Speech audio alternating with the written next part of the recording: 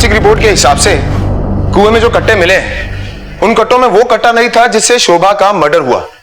हाँ सर, और रिपोर्ट से ये बात भी क्लियर हो चुकी है कि कुएं से मिली कट्टों की खेप और उस साइकिल वाले के पास से मिली खेप दोनों एक ही गन फैक्ट्री में बने। शुक्ला हो ना हो, इस इलाके में देसी कट्टे का कारखाना जरूर चल रहा है। ये भी हो सकता है कि एक से ज्यादा कारखाने चल रहे हैं। It's a dangerous situation. एक काम करो सर, अपने खबियों को अलर्ट करो। Okay sir. उस दिन जो कट्टा मिला था ना, हाँ वो वाला बात किसी को बोलना नहीं, समझे? ठीक है बड़े पापा, नहीं बोलेंगे। ठीक है, हम चलते हैं।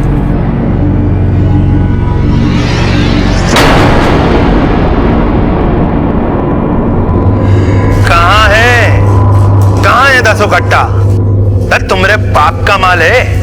रे पूरे 1.5 लाख का माल गायब किए हो। 3 दिन देते हैं तुम्हें। माल का रिकवरी नहीं हुआ ना, हमरे आगे लाके नहीं धरा ना, खोपड़िया में गोली दाग देंगे। देते हैं 3 दिन का मोहलत। कट्टों का अवैध व्यापारी कट्टों के लापता होने पर बौखलाया हुआ था। किसी को इस नुकसान के लिए धमका रहा था। कौन था ये और किसको धमका रहा था? अपनी पारिवारिक जिंदगी से त्रस्त होकर पिंकी ने आत्महत्या करने की कोशिश की। कुछ देर के लिए परिवार सन्नाटे में आ गया, पर फिर शोभा की हत्या के रहस्य ने एक नया रंग पकड़ा जब अब तक इस हत्या से पल्ला झाड़ने वाला प्रकाश कुछ बेचैन सा किसी को ढूंढने निकल पड़ा।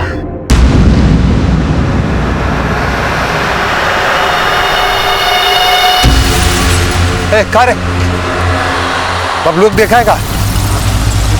अरे वो जो हमारे बड़े पापा है ना, हाँ। मिले थे हमको एक दिन। अरे झाड़ी में हमको कट्टा मिला, देख डाले। क्या बात कर रहे हो? फिर क्या हुआ? अरे फिर होना क्या था, बोले लाओ दिखाओ यहाँ। हमने दे दिया, फेंक दिया तालाब में। अरे आज जो ये 500 रुपए मिला है ना, इसीलिए तो मिला है। अच्छा, चलो हम भी तुम्हें एक तो सीक्रेट बताते। तो बता ना। अरे क्या हुआ, एक दिन हमको भी एक तो कट्टा मिल गया वो झाड़ियों में, पर तुम्हारे पापा है ना, देख लिया हमका और छीन लिया हमसे और चिल्ला के कहने लगे भाग साला, और ऐसे कह के निकल गए कि तालाब में फेंकेंगे। फेंक दिया। बुड़बक समझते हो का हमका? अरे हमें भगा के कट्टा दबा के निकल लिए। और हमें तो लगता है कि तुम्हारे घर ये जो मर्डर हुआ है ना, तुम्हारे बाबूजी की करामात है। और अगर ये बात हम पुलिस बा को बताए ना, तो हमें 500 की जगह 5000 मिले। चल चल, 10 रुपए तो है नहीं जेब में और बात कर रहा है। चल डाल ये ले। अरे का रे, अब लोग देखा है का? हाँ, वो टीला पे तुम्हारे बेटे के साथ ताश खेल रहा है।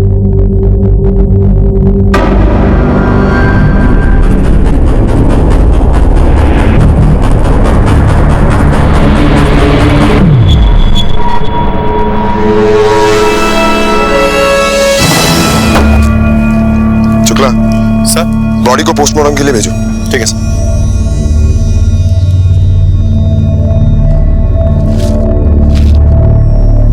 किसी ने यहां से किसी को आते जाते देखा? किसी ने नहीं देखा?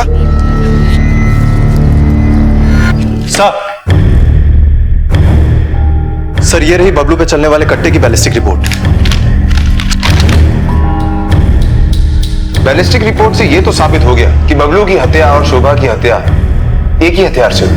हाँ सर, और वो हथियार अभी तक गायब है। यहां 2 प्रॉब्लम है। पहली प्रॉब्लम यह है कि शोभा का हत्यारा और हथियार दोनों गायब हैं।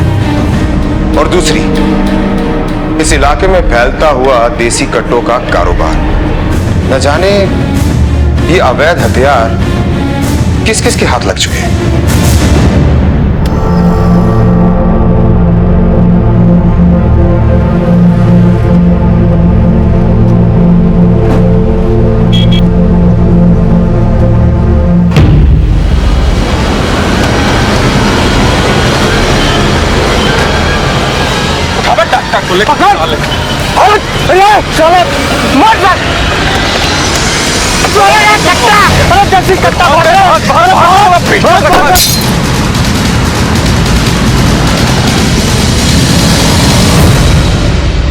क्या? कहां? Harding road.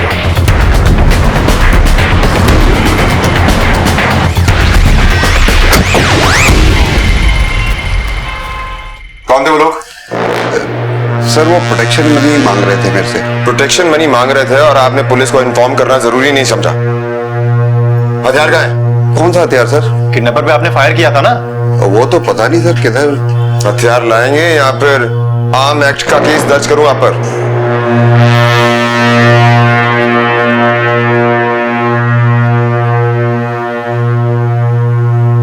वाह डॉक्टर साहब, आप जैसे लोग कानून को हाथ में लेंगे तो कैसे चलेगा? जेल होगी आपको। किससे खरीदा? सर कोई राय था, सिंगेसरी राय, लेकिन डिलीवरी देने कोई और आया था सर। कौन सी तारीख को? सर कोई महीना भर पहले की बात है। कोई फोन नंबर या एड्रेस है आपके पास? हाँ हाँ सर है सर।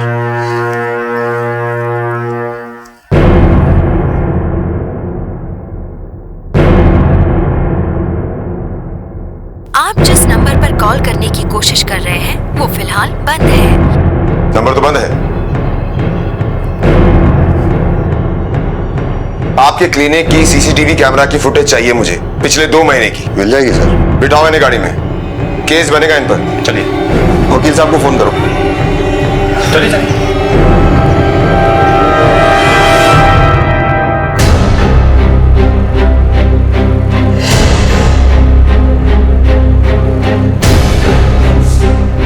सर ये तो कोई औरत है, लेकिन इस फुटेज में इसका चेहरा नहीं दिख रहा है। दूसरी सीडी लगा।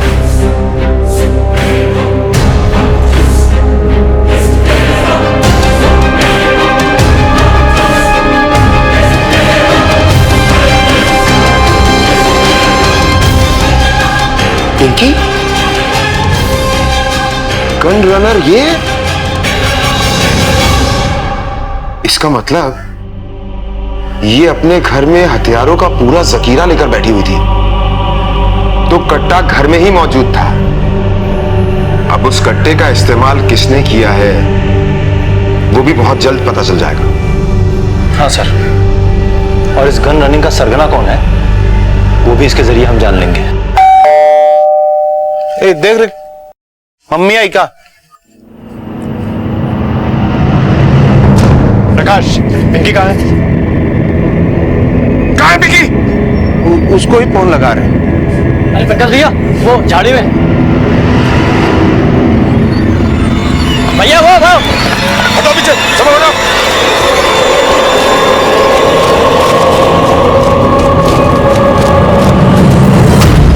Mummy mummy mummy mummy papa mummy.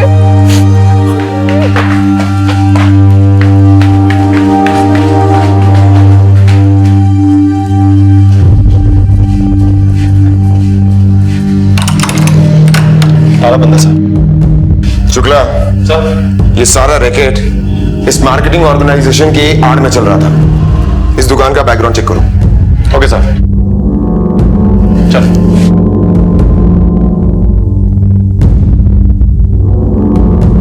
शोभा और बबलू, इन दोनों के शरीर पर जो इंजरीज के निशान हैं, इनसे साफ पता चलता है कि ये मर्डर किसी नौसिखिए ने किया है।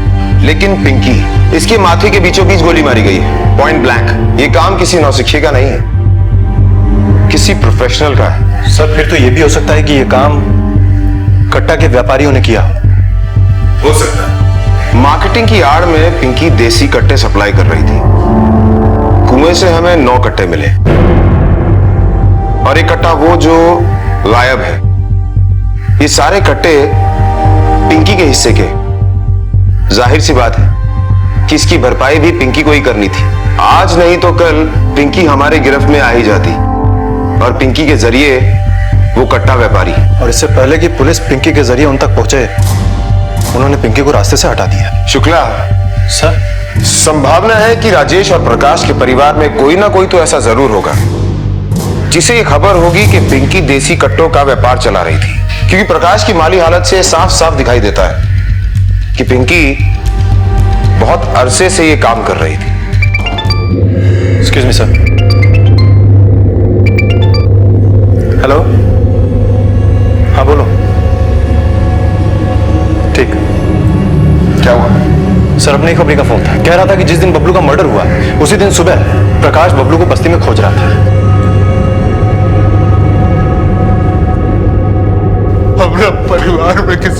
नजर लग गया साहब। देखते देखते रन से बर्न हो गया साहब। जिन लोगों के लिए तुम्हारी बीवी काम करती थी उनका फोन नंबर या एड्रेस है तुम्हारे पास? नहीं साहब, हमको कुछ नहीं पता साहब। हमको साहब इतना पता, साबुन तेल बेचती, ये जो कट्टा अट्टा का खेल है इसके बारे में हमको कोनो जानकारी नहीं, हमको कुछ नहीं पता साहब। हाँ, इधर कुछ रोज से कोई उसको फोन में बहुत धमका रहा था, बेचारी बहुत डरी हुई थी। और ये बात तुम हमें आज बता रहे हो?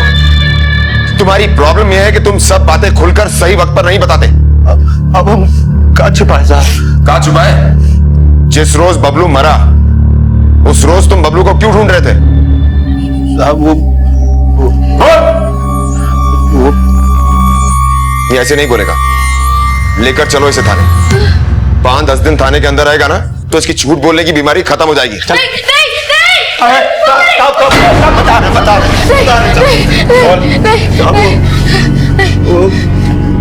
बबलू को एक रोज एक कट्टा मिला था। कट्टा? कौन सी तारीख को? वो कट्टा कहाँ है? हम तालाब में फेंक दी।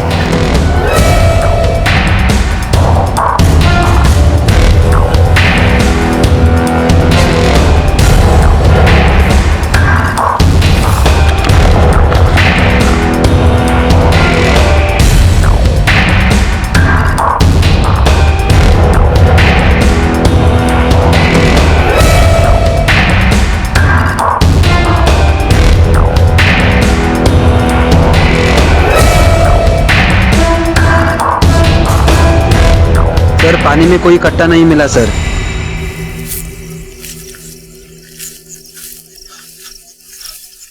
साहब हम यहीं पे गए थे कट्टा, कसम से। शुक्ला,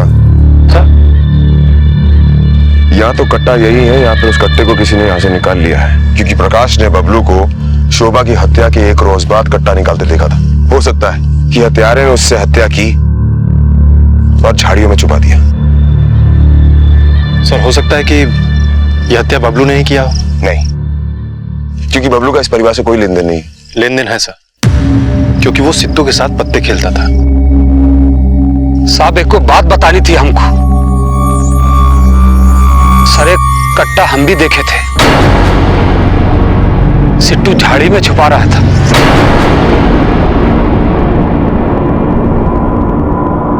सिट्टू कहाँ है?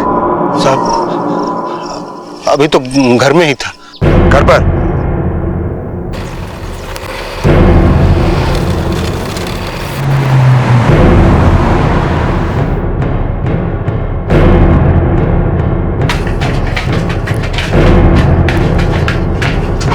सिट्टू भाग चुका है शुक्ला। सिट्टू की तस्वीर सारे पुलिस स्टेशन और चेक नाकाओं पर फौरन सर्कुलेट करवाओ। शुक्ला, मुझे लगता है कि सिट्टू को अपने मां के धंधे के बारे में पता चल गया था। उसने कट्टों की खेप अपने घर में देख ली थी। पैसे कमाने के चक्कर में उसने एक कट्टा उस खेप में से निकाल लिया। लेकिन सर ये हत्याएं?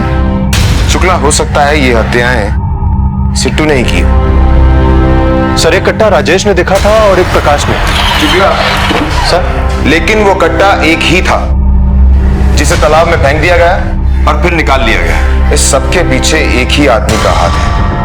आदमी नहीं, एक बच्चे का हाथ है। सिट्टू अब तक इस अपराध की सबसे गैर जरूरी कड़ी, बिखरते हुए परिवार का सबसे मासूम विक्टिम, एक तरह से कहा जाए तो बड़ों की कारगुजारी का सबसे बड़ा भुक्तभोगी। माँ बाप की लापरवाही की वजह से बहुत सी गलत आदतों का शिकार हो गया था सिट्टू। कई तरह के गलत लोगों की संगत में पड़ गया था वो, और इस वक्त सिट्टू लापता था। पुलिस सबूत के हर सिरे को तलाश चुकी थी, लेकिन सिट्टू तक जाता यह नया सिरा मानो सच का आगाज कर रहा था। पुलिस का सिट्टू तक पहुंचना बेहद जरूरी था, क्योंकि सिर्फ हत्या ही नहीं बल्कि हथियारों के जखीरे का सच भी कहीं ना कहीं सिट्टू से जुड़ रहा था। पर आखिर सिट्टू था कहां? कौन है? सिट्टू, पिंकी सिंह का बेटा। इधर बैठ। कहाँ आया रे इधर? किसने दिया एड्रेस? एक रोज मम्मी यहाँ आई थी, हम भी पीछे पीछे आए थे उनके, फॉलो करके। कहाँ आया था यहाँ? हमरा कोई नहीं है, सब खत्म हो गए। मम्मी मर गई, पापा जेल में है, पुलिस घर में ताला लगा दिए। तो हमको रख लीजिए भैया, जो मम्मी से करवाते थे हम भी कर देंगे। क्या करवाते थे? हमको सब मालूम है भैया, कट्टे की मार्केटिंग हम भी कर सकते हैं, मर्डर वर्डर सब कर सकते हैं, बल्कि किए 2-2 मर्डर करके आए हैं। भैया हमको रख लीजिए।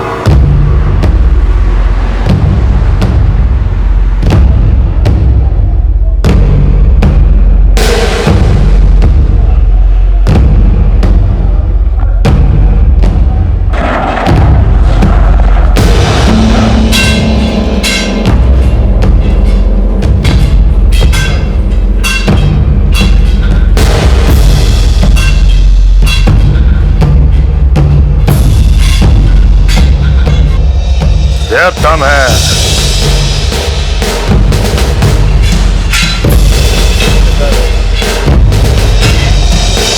अरे ये क्या बना दिए? बच्चों का खिलौना है का? भैया प्रणाम।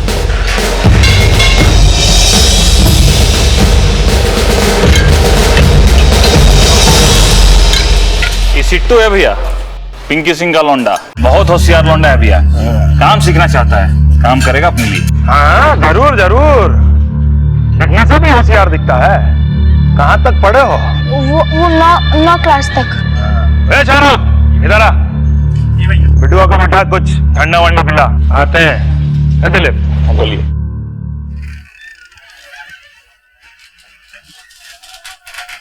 बड़ा काम का लौंडा है भैया जी। साला नागिन को मारे सपोला ले आया तू? भैया जी, एक तो दिखता का लौंडा यहाँ तक पहुंच गया, पुलिस को आने में कितना समय लगेगा? बहुत बड़ा लौंडा है, मुंह तोड़ देंगे तुम्हारा एक शब्द और बोले तो। उसकी माँ 10 कट्टा गायब कर दी, बोली गुम गया। अरे पागल समझी थी का? पिंकी का हिसाब तो हो गया ना भैया जी, ये तो उसका लौंडा है भैया जी। भेजा में गोबर भरे हो का? जिस दिन उस लौंडे को पता चलेगा कि उसकी माँ को हम मारे हैं, उस दिन चल हम बताते हैं।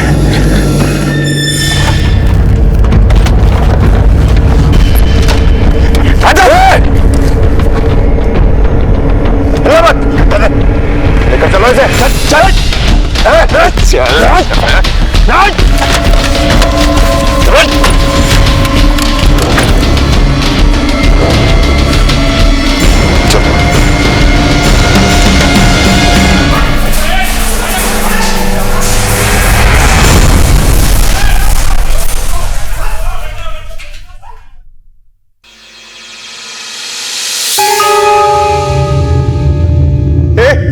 चुआ, अरे कहाँ चला गया था रे तू? कहाँ मिला आपको? ये हमें मिल तो बहुत पहले गया था।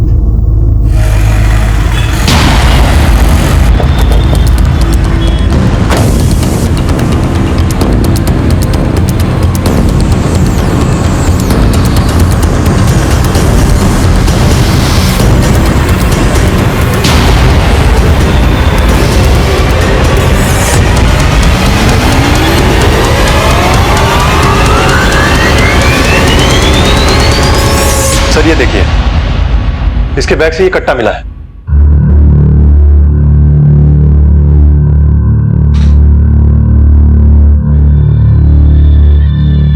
तो तुझे पता था कि तेरी मां कट्टों का व्यापार करती थी?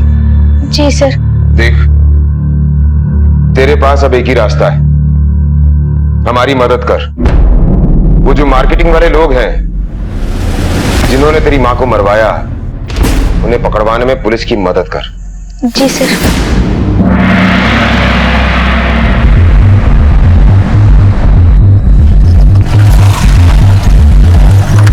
उतरो। सिद्धू, जितना कहा गया याद है ना?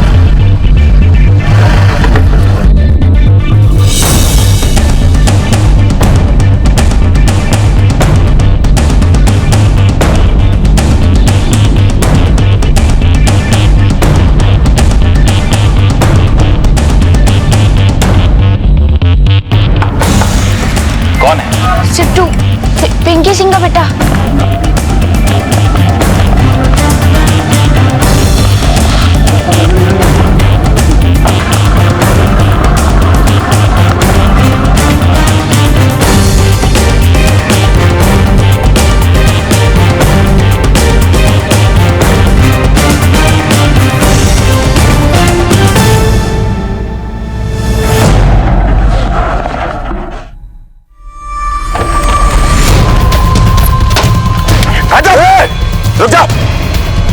कट्टा दे, लेकर चलो इसे, चल।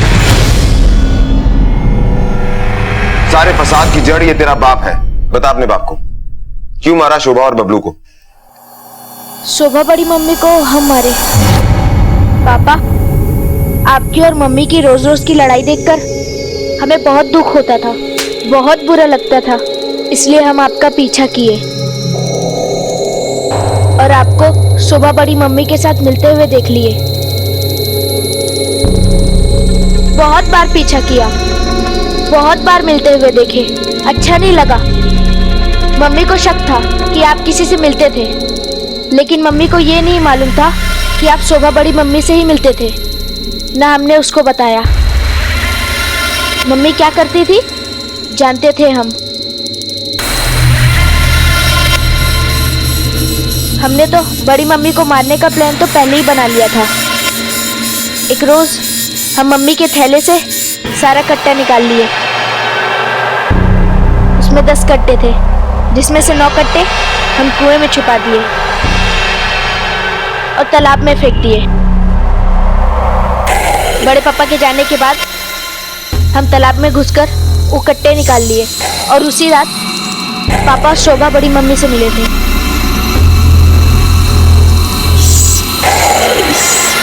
पापा के निकल जाने के बाद हम शोभा बड़ी मम्मी को गली में घेरकर उन्हें गोली मार दी और उस कट्टे को पेड़ के खो में छुपा दिए और दौड़कर अड्डे में चले गए अपने दोस्त लोग के साथ पत्ते खेलने के लिए, और किसी को शक भी नहीं हुआ। अगर हमें पहले मालूम होता कि मेरे इस गलती की वजह से आज हमारे बीच मेरी मम्मी नहीं रहेंगी तो कभी नहीं करता सर, मैं कभी नहीं करता ऐसा।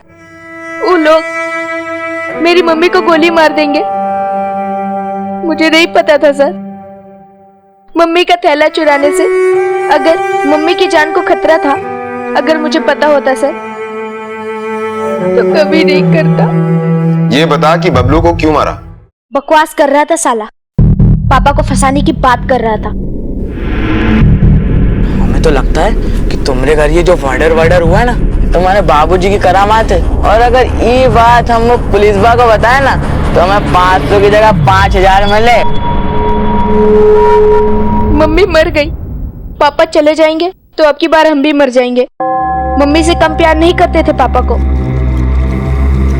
शोभा और बबलू को तूने उसी कट्टे से मारा ना, जिस कट्टे को तेरे बाप ने बबलू से छीनकर तालाब में फेंक दिया? जी सर।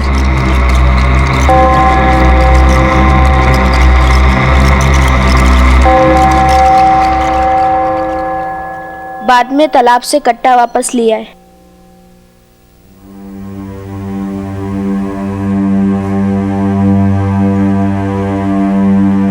सिट्टू ने अपराध किया है, संगीन अपराध, लेकिन सिट्टू ने एक अच्छा काम भी किया है। पटना क्षेत्र के कट्टा व्यापारियों को पकड़वाकर पुलिस की मदद की है और ये बात हम कोर्ट के सामने रखेंगे और कोर्ट से सिट्टू के लिए रियायत मांगेंगे।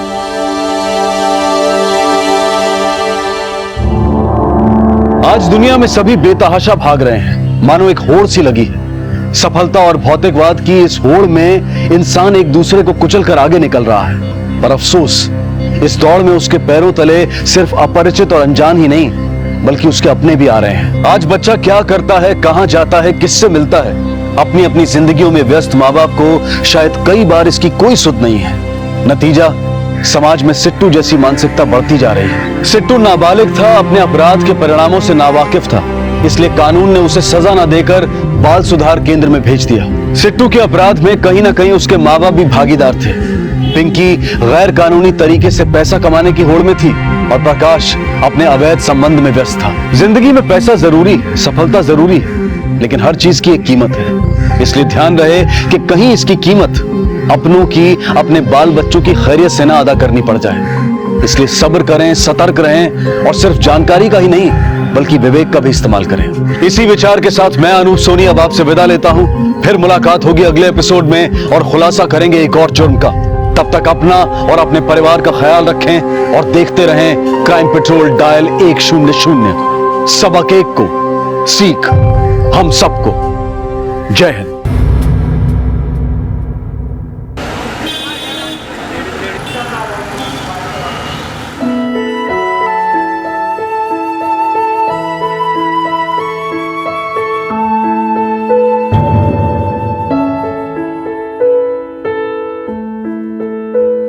सब ले लिया सामान? हाँ ले लिया, और तुम चाबी ले लो।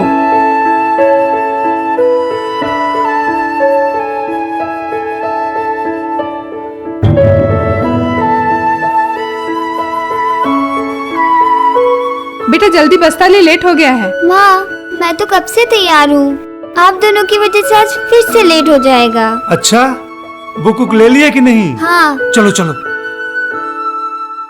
अच्छा सुनिए, हम प्रिया को स्कूल छोड़कर आते हैं। ये लीजिए।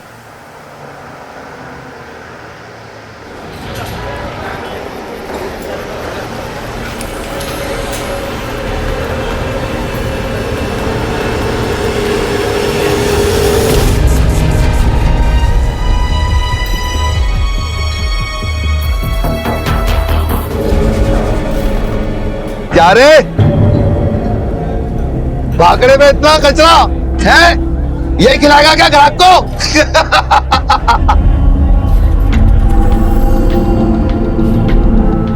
क्या तेरी जान मार देंगे हम। रुक, दिखा दो तेरे को। हमारी जिंदगी का राहु बन गया तुम, कुंडली बर्बाद कर दी हमारी।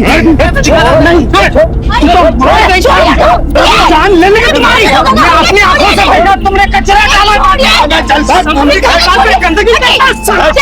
तेरी बचाइए तेरे को, वरना गया था समझा, अपुन कर देता तेरा। देख लिया, अपुन करेगा तेरा पार्सल। दोबारा किया तो पार्सल करेगा तेरा, समझो। दुकान साफ कीजिए, ग्राहक आएंगे तो क्या करेंगे? अरे हमने कहा ना दुकान लगाइए।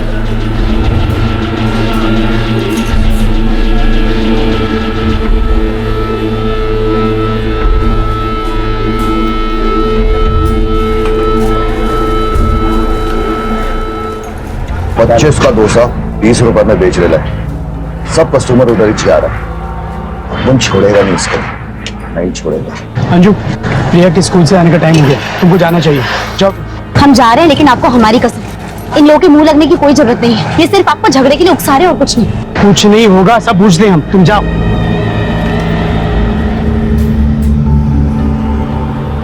जिंदा रहने और दाने पानी की तलाश में पशु पक्षी भी मौसम बदलने पर एक जगह से दूसरी जगह पर चले जाते हैं और अपनी जरूरतें पूरी करते हैं। इस प्रवासी होने को अगर कोई जीव बर्दाश्त नहीं कर पाता तो वो है इंसान। 2 वक्त की रोटी की तलाश में अगर कोई दूसरे की तरफ निकल जाता है तो वहां पहले से जड़ जमाए लोग इसे घुसपैठ मान लेते हैं और हमला करने के लिए तैयार हो जाते हैं। अनिल की कहानी भी कुछ ऐसी दिख रही थी। 2 वक्त की रोटी की तलाश में बिहार से मुंबई आया अनिल उन लोगों के हमले को लगातार झेल रहा था जो उसके आने को अपना हक मारना समझ रहे थे, और अपने हक को बचाने की ये लड़ाई किस हद तक जाने वाली थी इसका अंदाजा लगाना भी मुश्किल था।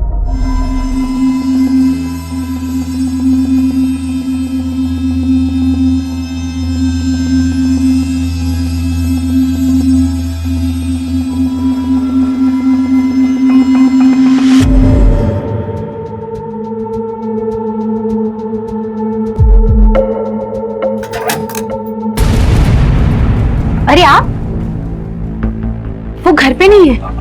अरे भौजी, ये अनिलों को कहाँ हो गया है? बढ़ा गया है का? सब लोग उसका कंप्लेन कर रहे हैं हमसे। अब कहा है ना भौजी, ये हम आपका मुंह देखकर चुप है, नहीं तो कहा है ना कि हमारा पैसा भी टाइम पे नहीं दे रहा है। हाँ, अब कितना संभालेंगे आप, हम बताइए कितना संभालेंगे उसको? देखिए भौजी, कह दीजिए उससे कि ई महीना का पैसा हमको टाइम पे चाहिए, कल ही चाहिए। अब और कोनो नाटक वाटक नहीं चलेगा उसका। वो ऐसी कोई बात नहीं है, पैसों की थोड़ी दिक्कत है, इसीलिए थोड़ा परेशान रहते हैं। अरे भौजी, पैसा का दिक्कत है तो हमसे बोली काहे नहीं आप? रुकिए, ये लीजिए लीजिए। काहे घबरा रही है इतना? देखिए आप बिल्कुल चिंता मत कीजिए, पैसा तो हम ले ही लेंगे अपना।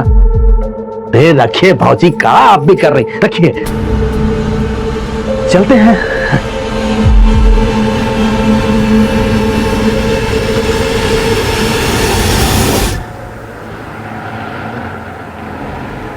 और आयप्पा, काला जी ठीक है? और सैंडविच कैसे हो? और अनिल, अरे का कर रहे थे? अरे देखो रे, अनिल पागल हो गया। और ये ठेला लगाने में हमारी मदद की है तो क्या समझते हो जो मर्जी आए कर लोगे? मुंह तोड़ देगी तुम्हारा। अगर दोबारा हमारी बीवी की तरफ आग उठा भी देखा ना तो जान से मार देंगे हम, समझे?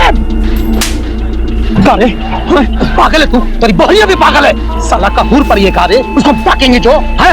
एक तो पैसा देकर उसको मदद की है और ऊपर से हमारा चुगली की। तब देखना बेटा तू, देखना और क्या करते हैं, देखना कैसे तेरे को साथ पर लाते हैं। और बच्चू पांडे जो बोलता है ना करके दिखाता है, और अगर नहीं किया ना तो हम एक बाप की औलाद नहीं।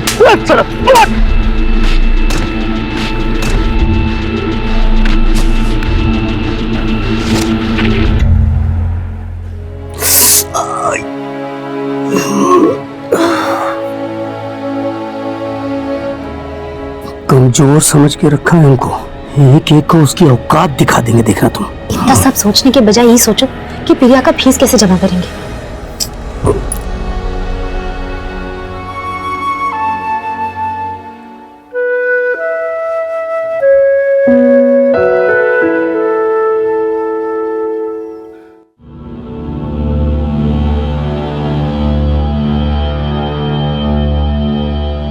चाबी ले याद से। चलो बेटा।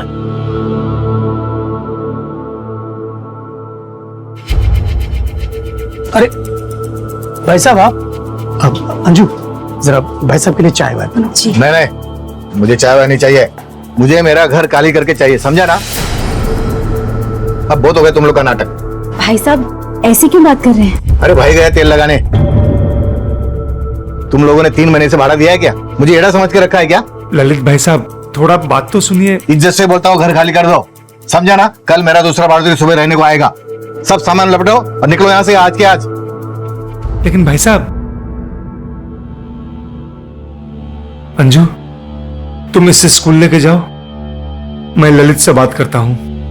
माँ अब हमें रहने को घर नहीं होगा।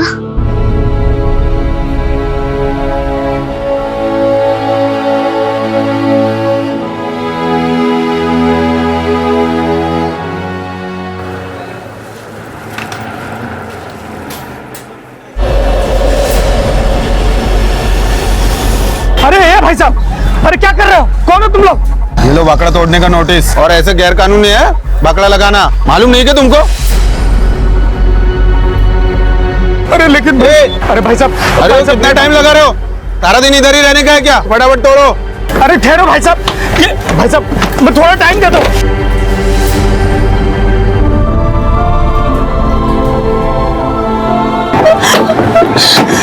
अरे हम बर्बाद हो गए। अरे क्या कर रहे हो?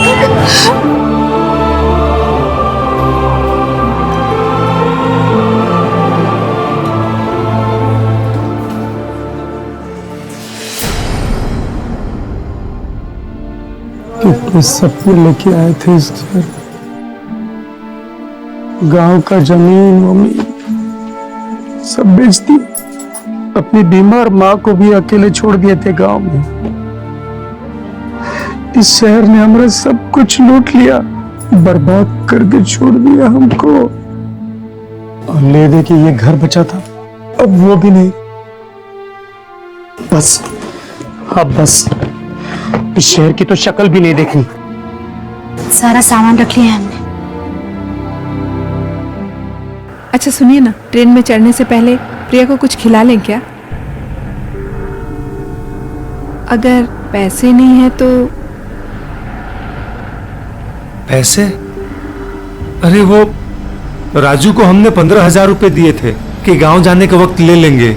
राजू भी कुछ बोला नहीं, मैं भी भूल गया था।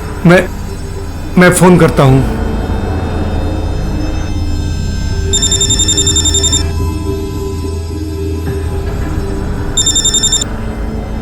Hello hello Raju. हाँ बोलो। अरे वो 15,000 रुपए हमने आपको दिए थे रखने के लिए, गांव जाते समय ले लेंगे वो। हाँ हम भूल ही गए। अभी तो हम शिरडी के लिए निकल गए। अभी तुम एक काम करो, मेरे घर जाके पैसा ले लेना। हाँ हाँ। और तुम्हें पता है ना चाबी कहाँ रखी है? हाँ हमको पता है। सूटकेस है ना, उसमें कपड़े के नीचे 15,000 रुपए रखे हैं। देखो तुम प्रिया को लेकर स्टेशन पहुंचो, मैं पैसे लेके आता हूँ। अभी कहाँ जा रहे हैं भैया? अकाउंट में डलवा देंगे ना? अरे ट्रेन आने में बहुत टाइम है अभी, और तब तक हम पहुंच जाएंगे। अपना पैसा है, अपने हाथ में रहेगा, कोनो बुरी बात है का? है? चिंता मत करो, ये लो, हम आ जाएंगे। चल बेटा, शाबाश।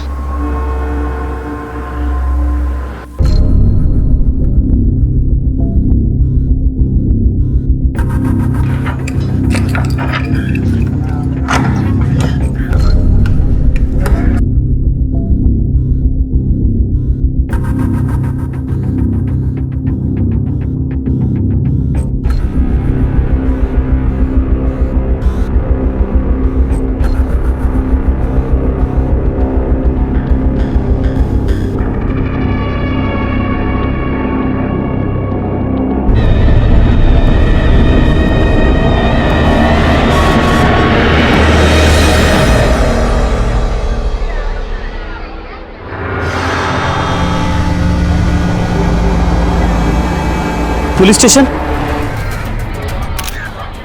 सर ये उंगलियों से लगता है कि किसी आदमी की उंगलियां है। फॉरेंसिक के लिए ले जाओ। हो सकता है कि किसी झगड़े में या एक्सीडेंट में उंगलियां कटी हो। सर हमने आसपास भी देखा लेकिन बॉडी के कोई पार्ट्स नहीं मिले। हमने स्वीपर से भी पूछताछ की। सर ये उंगलियां जिसकी है वो आदमी कहीं ना कहीं तो होगा ही ना। अगर ये मर्डर है तो इसकी सीधी कंप्लेंट मिलना मुश्किल है। एक काम करो कोरडे, आसपास के हॉस्पिटल में इंक्वायरी करो, कहीं कोई एक्सीडेंट का केस आया या ऐसा कोई आदमी एडमिट हुआ है जिसकी 3 उंगलियां कटी हो। Okay sir.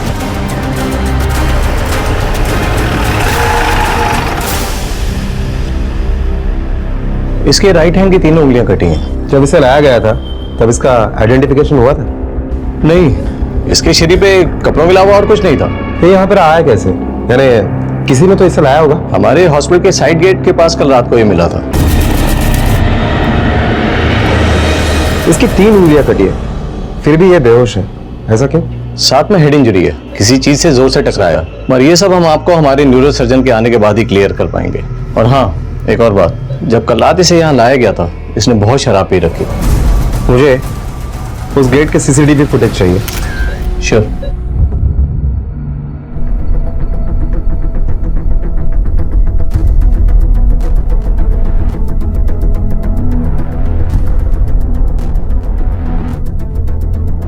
कोरडे, ये लड़का जिसको ये हॉस्पिटल के गेट पे छोड़कर गया था लगभग सेम उम्र के है। और ये ऊपर की तरफ क्या देख रहा है?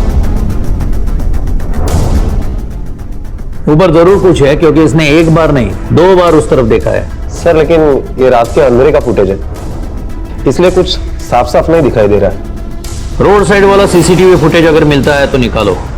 लेकिन उस लड़के की उंगलियां हमें टाउन में मिली थी, उसके बाद उसे हॉस्पिटल में लाया गया है। वहां से लेके हॉस्पिटल तक किसी गाड़ी वगैरह का जरूर यूज किया गया होगा। एक लड़का जिसकी उंगलियां कट चुकी थी या शायद काट दी गई थी, लावारिस की तरह हॉस्पिटल में पड़ा था। सीसीटीवी फुटेज की मदद से पुलिस की कार्रवाई ने रफ्तार तो पकड़ी थी, लेकिन ये रफ्तार कहां तक ले जाने वाली थी ये कहना मुश्किल था, क्योंकि लावारिस आदमी से जुड़े दूसरे इंसान की पहचान फुटेज में साफ नजर नहीं आ रही थी। कौन था यह आदमी? क्या यही जिम्मेदार था इस लावारिस और अधमरे इंसान की इस हालत के लिए? लेकिन वो तो उसे हॉस्पिटल लेकर आया था, फिर वो उसे बाहर ही छोड़कर क्यों चला गया? ये इसे मारना चाहता था या जिंदा रखना चाहता था, ये भी एक पहेली की तरह से लग रहा था। और तभी पुलिस को एक और कामयाबी मिली इन सवालों के जवाब ढूंढने की दिशा में। तूने ही उस लड़के को अपने टैक्सी से हॉस्पिटल तक छोड़ा था ना? जी साहब। बोल, क्या हुआ था? साहब वो टाउन में मैंने भाड़ा छोड़ा था और आगे जाके देखा तो टैक्सी भाई साहब आओ ना, इमरजेंसी है, इसको उठाना है। आइए। क्या हुआ, कुछ लफड़ा हो गया क्या? हाँ, ये बेचारे इस हालत में आपको पड़ा मिला, इसकी मदद तो करनी चाहिए ना। अरे सोच कह रहा हूँ, मर जाएगा, जल्दी आओ।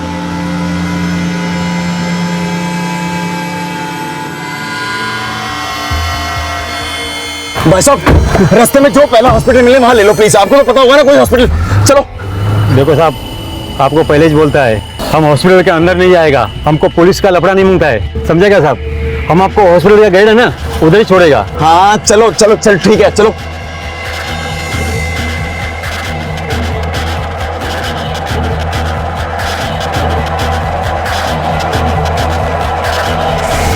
उसके बाद आगे क्या हुआ मेरे को नहीं मालूम साहब। तुझे उस लड़के की शक्ल याद है जिसने टैक्सी रोकी थी? देखेगा तो पहचानेगा? हाँ साहब। भाई साहब, आपने मेरे पति को देखा क्या? तेरा पति यहाँ नहीं आया।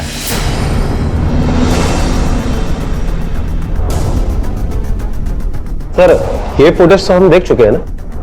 हाँ, लेकिन एक बात पे नोटिस नहीं किया हमने। कौन सी? ये देखो, ये जब इस आदमी को हॉस्पिटल की गेट की ओर ले जा रहा था तो उसकी जेब से एक कागज गिरा।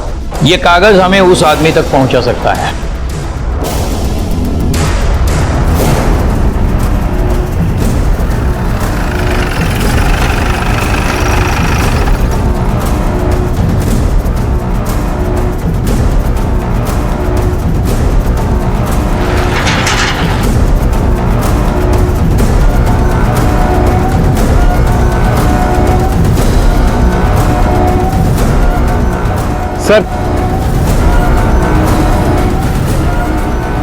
सर ये रिसिप्ट मिली है। किसी कपड़े की दुकान की है, मैग्नेट क्लॉथ हब। ये बिल तुम्हारी दुकान का है? जी साहब। क्या इस कस्टमर के सारे डिटेल्स मिल पाएंगे हमें? हाँ सर, एक मिनट सर, फोन नंबर लिख लीजिए 9820। जिस दिन ये कस्टमर तुम्हारी दुकान पर आया था उस दिन के सारे सीसीटीवी फुटेज मुझे चाहिए। हाँ सर, मिलेगा ना, एक मिनट। ये देखिए सर। एक मिनट पॉज करना।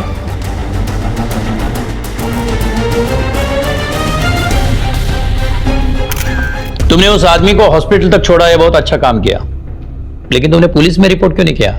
और हाँ, उसे गेट तक क्यों छोड़ा, एडमिट क्यों नहीं किया? सर मैं उसे एडमिट कराता तो आज नहीं, उसी दिन मुझे पुलिस स्टेशन में चक्कर लगाने पड़ते। आप मदद कर दो किसी की, मुसीबत फ्री में आती है साथ में। वो तो मैं था जिसने हॉस्पिटल के गेट तक छोड़ दिया उसे। नहीं, ऐसी कंडीशन में कोई सर हेल्प तो क्या पास नहीं आना चाहते लोग, पर अब लग रहा है मुझे गलती कर दी मैंने। नहीं नहीं, गलती नहीं, अच्छा काम किया तुमने। अच्छा वीरेन, एक बात बताओ, उस वक्त तुम बार बार ऊपर क्यों देख रहे थे? कौन था वहां, क्या था? सर वो टैक्सी वाला भाग गया था वहां से और मैं मदद के लिए वहीं खड़ा हुआ था, देख रहा था कोई आएगा वहां पर, कोई आया नहीं सर। मैं निकल गया वहां से। हॉस्पिटल की गेट से कोई ना कोई तो ले ही जाता ना सर उसे। ठीक है, अभी तुम जा सकते हो। जी सर। एक मिनट। ये क्यों सर? नहीं, बस हमारे रिकॉर्ड के लिए। कमाल करते हैं सर आप लोग। दीदी पता नहीं हम दोनों को छोड़कर कहाँ चले गए। बोलकर गए थे कि किसी दोस्त के पास जा रहे हैं। तूने वहाँ देखा क्या? नहीं। तू एक काम कर, प्रिया को और सामान को इधर छोड़ और तू जाके देख के आ। कोरड़े, वो बंदा जो हॉस्पिटल में है उसका फोटो पेपर में छपवाओ। वो कौन है ये जानना हमारे लिए जरूरी है। सर एक औरत आई है, आपसे मिलना चाहती है। साहब, मैं, मेरा पति अनिल झा और मेरी बेटी प्रिया, हम लोग गांव जाने वाले थे साहब सदा के लिए, लेकिन स्टेशन से पहले उनको याद आया कि उन्हें अपने किसी दोस्त से पैसे लेने हैं। अरे ट्रेन आने में बहुत टाइम है अभी, और तब तक हम पहुंच जाएंगे। चल बेटा, शाबाश। जो गए तो लौटे ही नहीं साहब। तुम्हारे पति कल रात से गायब है और तुम अब आई हो रिपोर्ट लिखने के लिए? वो साहब, उनको जरा दारू का आदत था, पहले भी कई बार ऐसे किए थे कि सुबह लौटे, जब सुबह तक भी नहीं आए तो मैंने हमारे बस्ती में जाकर देखा।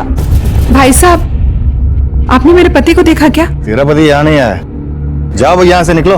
जिस दोस्त के पास गए थे मैं वहां पर भी जाकर देख कर आई, तब से फोन बंद आ रहा है साहब, इसीलिए अभी रिपोर्ट लिखवाने आई हूँ साहब। तुम्हारे पति जहाँ पैसे लेने के लिए गए थे उस दोस्त का नाम और एड्रेस मुझे दे दो। जी साहब, उसका नाम राजू है और वो लाइफ लाइन अस्पताल है ना, उसके बाजू में एक मंजिला इमारत है, वहीं पे गए थे साहब। क्या यही तुम्हारे पति?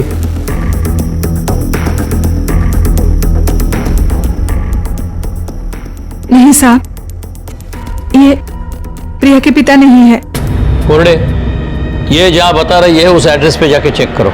Okay sir.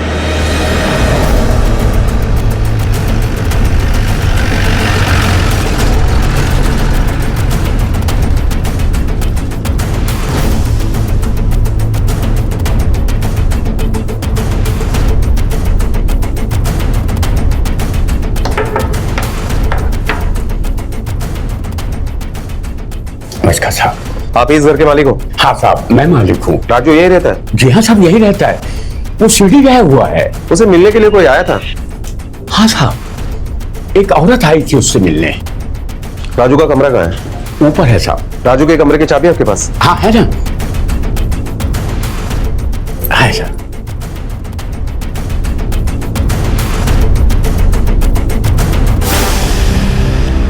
ये क्या, चाबी तो पहले से ही लगी हुई है। ये मैंने पहले देखा नहीं था साहब।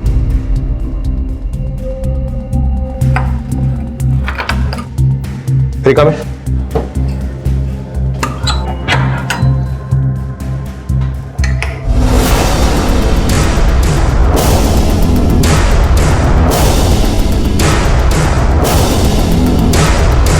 एक आदमी हॉस्पिटल में था जिसकी पहचान अभी तक नहीं हो पाई थी, और पुलिस को एक डेड बॉडी मिली जिसे बड़ी बेरहमी से मारा गया था। लेकिन क्यों और किसने मारा था इसे? एक ही रात में एक ही जगह पर दो हादसे होते हैं, जिसमें से एक की पहचान में अभी तक कोई सफलता नहीं मिली थी और दूसरे की पहचान की जद्दोजहद अभी शुरू होनी थी। ये दोनों आदमी और हादसे एक दूसरे से अलग थे या इनका आपस में कोई सरोकार था?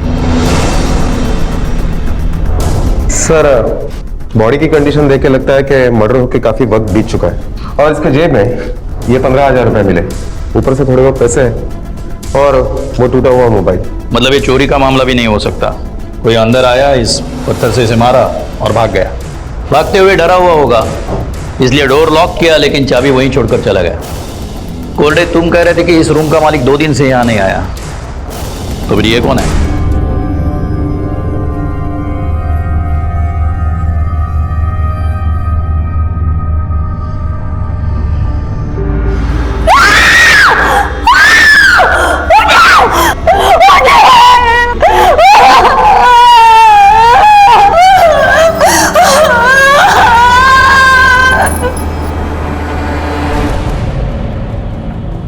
साहब, मुझे मालूम ही नहीं था कि ऐसा कुछ हुआ है, और वो मेरा जिगरी था साहब। मैं क्यों मारूंगा साहब? वो अपना 15,000 रुपया लेने गया था।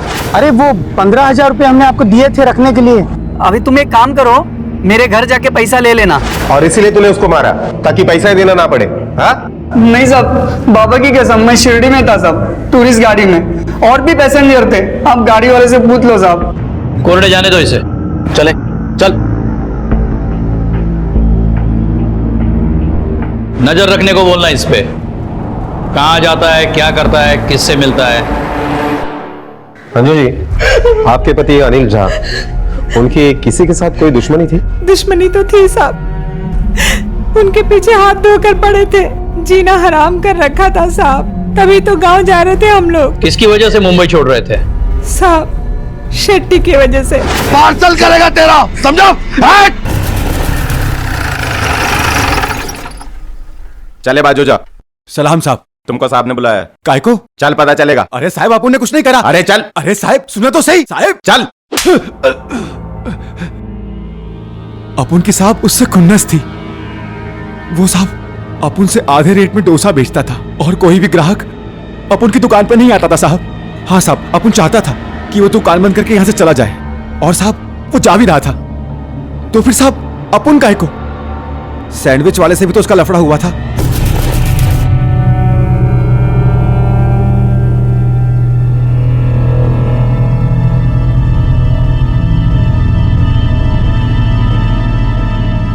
बेटा, सैंडविच खाओगी? सादा बनाओ या टोस्ट?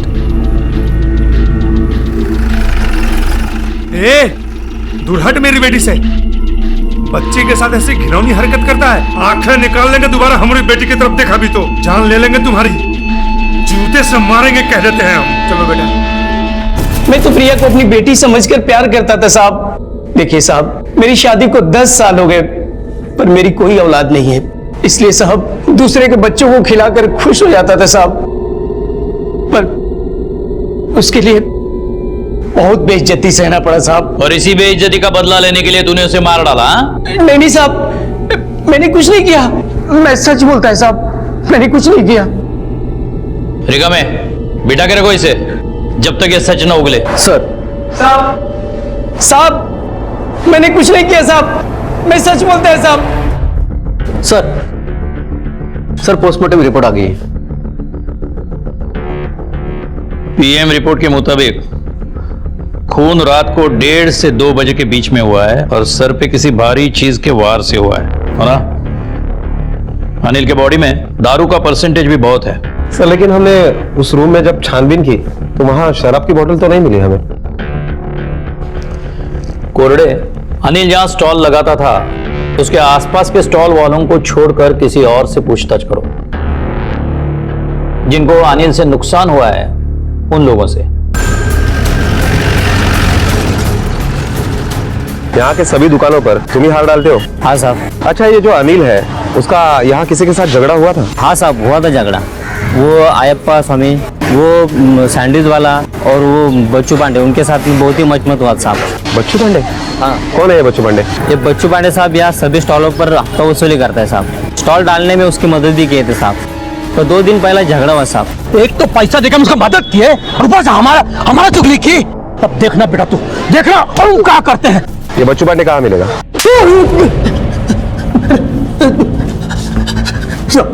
गलत बोला है कौन है आपको साहब? अरे अनिल हमारा दोस्त था, हम काहे झगड़ा करेंगे उससे साहब? तेरी नजर उसके बीवी पे थी और झगड़ा भी उसी की वजह से हुआ था। बर्बाद कर देना चाहता था तू उसे। अरे हम क्या बर्बाद करेंगे साहब उसको? वो तो खुद ही बर्बाद कर दिया अपने आप को। सब बाकड़ा बांध कर दिए थे हम उसको, भारत तक नहीं दे रहा था। ससुर एक दिन हमारा ही कॉलर पकड़ लिया था साहब। यही बात तेरे ईगो पे लगी और तूने बदला लेने के लिए उसी की जान ली। अरे नहीं साहब, हमरा किसी से कितना भी दुश्मनी काहे ना हो, लेकिन हम किसी का जान नहीं ले सकते साहब। चल जा। जाए साहब, जा। हाँ साहब। सर आपने उसे जाने क्यों दिया? रिका में सर, पुलिस एक साथ 2 केसेस पर काम कर रही थी, लेकिन दोनों ही आधे अधूरे थे सिवाय छोटी मोटी कामयाबी के। और अनिल से जुड़े लगभग हर इंसान को पुलिस टटोल चुकी थी। ये दोनों केसेस एक दूसरे से जुड़े भी थे या नहीं, और अगर जुड़े थे तो क्या थी वो कड़ी जो इन्हें जोड़ती थी? सर वो हॉस्पिटल वाले लड़के का पता चल गया है सर। वो किसी हॉस्टल में रहता है और सर ये भी पता चला है कि वो कॉलेज स्टूडेंट है। नाम उसका अर्जुन सिंह है। अर्जुन सिंह? वो तो हमारी क्लास में है, काफी दिनों से कॉलेज भी नहीं आया। अच्छा, ये अर्जुन सिंह के ग्रुप में और कौन कौन है? उसके बहुत सारे फ्रेंड है सर, बट सोनल और वीरेंद्र उसके बेस्ट फ्रेंड है और तीनों साथ में घूमते रहते हैं। अच्छा, इसे पहचानते हो? यस, ये तो वीरेंद्र है। हाँ, ये तो वीरेंद्र है। यस सर, हम सब लोग फ्रेंड्स हैं, पर ये जरूरी नहीं है कि सबके पास सबकी इंफॉर्मेशन हो। और सर अर्जुन क्या, उस रात पार्टी के बाद वीरेंद्र कहाँ गया उसकी भी मुझे कोई इंफॉर्मेशन नहीं है। तुम्हारा बॉयफ्रेंड कहाँ था ये तुम्हें नहीं पता? नहीं सर, हम लोग एक दूसरे की प्राइवेसी में कभी नहीं घुसते। इनको जरा बाहर बिठाना। पर सर मैंने क्या किया है? ये तो जाती है ना मेरे साथ। बैठिए थोड़ा वक्त, सब समझ में आएगा। चलो। कोरडे, जितने जल्दी हो सके इस लड़की के कॉल रिकॉर्ड्स निकालो। कितना वक्त लगेगा? सर अगर मोबाइल सर्विस प्रोवाइडर कंपनी को एसीपी साहब के ऑफिस से फोन जाता है तो आधे घंटे में। Do it. Okay sir.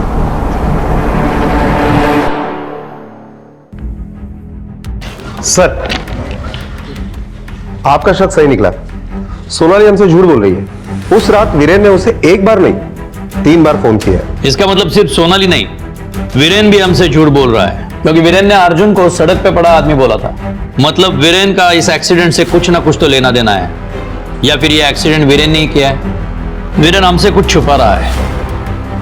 ऊपर जरूर कुछ है, क्योंकि इसने 1 बार नहीं 2 बार उस तरफ देखा है। लाइफ लाइन अस्पताल है ना, उसके बाजू में 1 मंजिला इमारत है, वहीं पे गए थे साहब।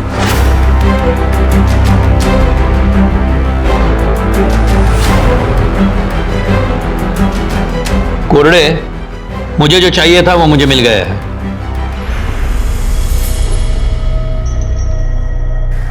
मुझे यहाँ कितनी देर और बैठना पड़ेगा? बस अभी थोड़ी देर।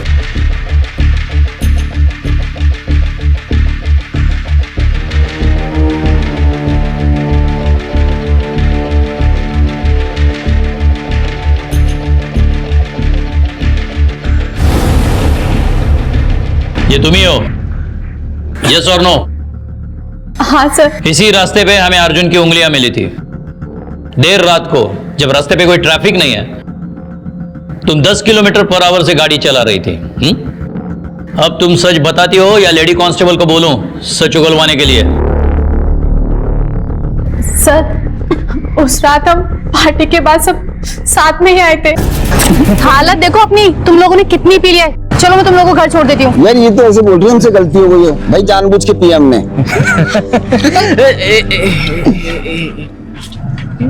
ये गाड़ी चलाएगी?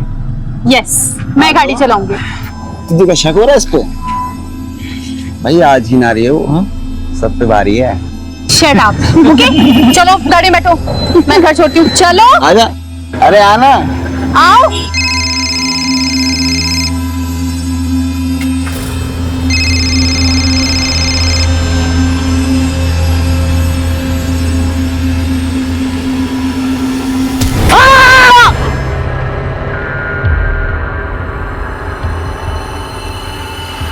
अर्जुन, अर्जुन,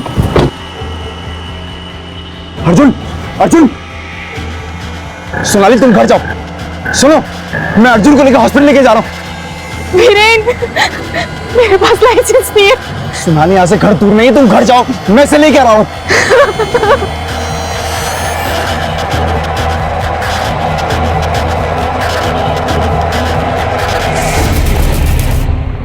चलो वीरेन को फोन करो अभी। सर उसने फोन बंद कर रखा है। तुम्हारे कॉल रिकॉर्ड्स के मुताबिक वो तुम्हें बार बार फोन करता है दिन भर। अब जब भी उसका फोन आएगा तो तुम उसे बुलाओ, जगह हम बताएंगे। लेकिन सर जो तुमने किया है ना वो काफी है तुम्हें जिंदगी भर जेल में रखने के लिए। इस सब से बचना चाहती हो तो वही करो जो हम कहेंगे।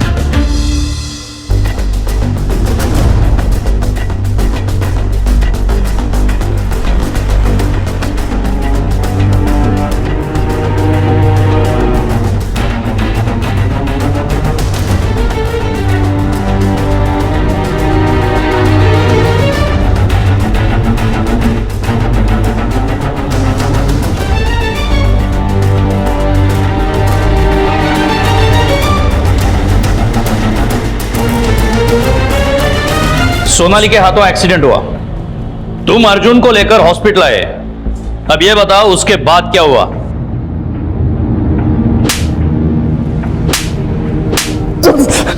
बताओ।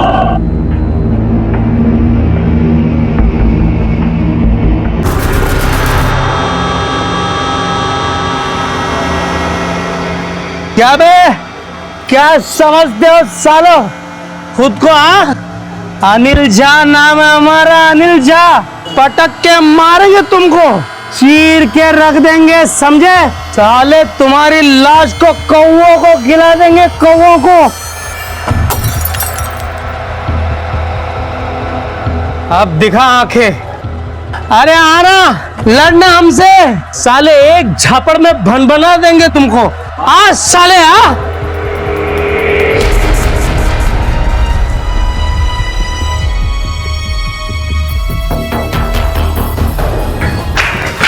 हाँ क्या प्रॉब्लम क्या है? फोन निकाल। प्रॉब्लम तो तुमको बता दी है, ये देखो हमने रिकॉर्ड कर दिया ये प्रॉब्लम को, और पुलिस में जाएगी ये प्रॉब्लम। है कौन है? क्या भी तेरा मैंने? फोन निकाल। मारेगा, जान मार के तुम्हारे। मार चल मेरा, मार मार के धौंस मत। फोन निकाल, फोन दे, फोन निकाल अंदर। मैं कह रहा हूँ छोड़।